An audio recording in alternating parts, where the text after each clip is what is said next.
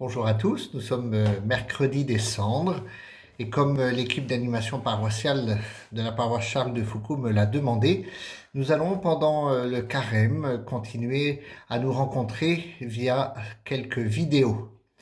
40, 40 jours pour renouveler notre foi, notre espérance et notre charité, comme nous y invite le pape François dans son message pour le carême.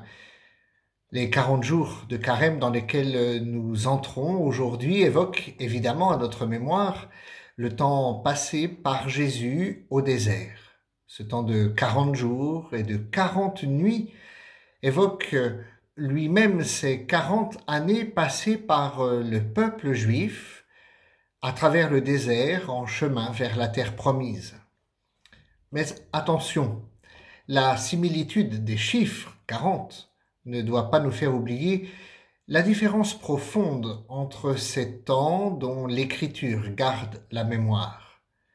Les 40 années de la traversée du désert sont un temps de purification destiné à faire surgir à nouveau la foi du peuple d'Israël, après les différents moments où le peuple a douté de Dieu qu'il avait pourtant sorti d'Égypte et où il s'est retourné même contre lui.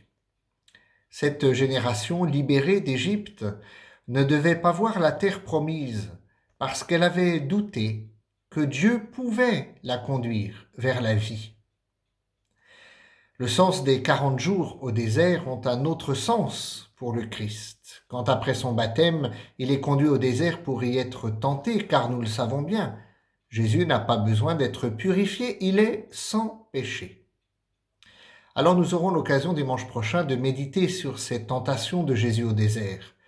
Mais déjà nous savons qu'il ne s'agit pas pour lui d'un temps donc de purification, mais plutôt au sens propre de 40 jours comme temps d'épreuve qu'il a voulu vivre pour nous et en notre nom.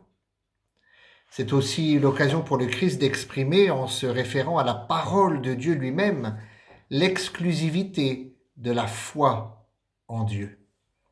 Alors pour nous, en 2021, ces 40 jours dans lesquels nous nous engageons aujourd'hui tiennent simultanément des deux périodes que je viens d'évoquer. Ils sont un temps de purification et un temps d'épreuve. Un temps de purification d'abord, pendant lequel nous sommes invités à nous reconnaître pécheurs.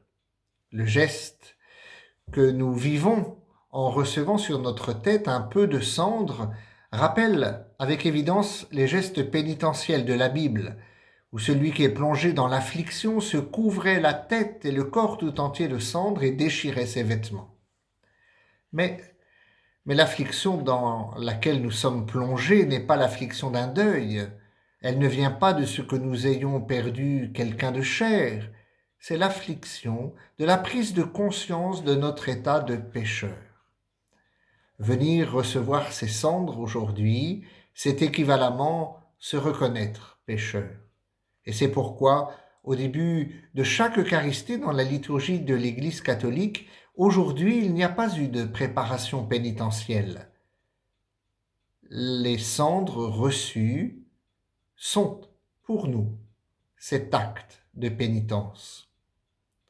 Chaque année, donc, ces 40 jours sont un temps où nous faisons retour sur nous-mêmes, non pas dans une attitude narcissique ou un geste d'auto-flagellation, mais dans la lumière de la miséricorde de Dieu. Et voilà pourquoi le pape, dans son message, nous invite à repartir de la vertu d'espérance. C'est parce que nous croyons que Dieu est un Dieu de tendresse et de miséricorde, parce que nous savons que le Christ a donné sa vie pour nous libérer du péché, que nous pouvons oser regarder en face le péché de notre cœur. Or, se reconnaître pécheur doit être aussitôt accompagné de l'annonce de la bonne nouvelle du salut. C'est notre foi. Au terme du chemin de carême, de ces 40 jours, il y aura la résurrection. Voilà pourquoi le pape, dans son message, nous invite à repartir de la vertu de foi pour vivre ces jours. Et là, nous trouvons une deuxième dimension pour ces 40 jours de carême.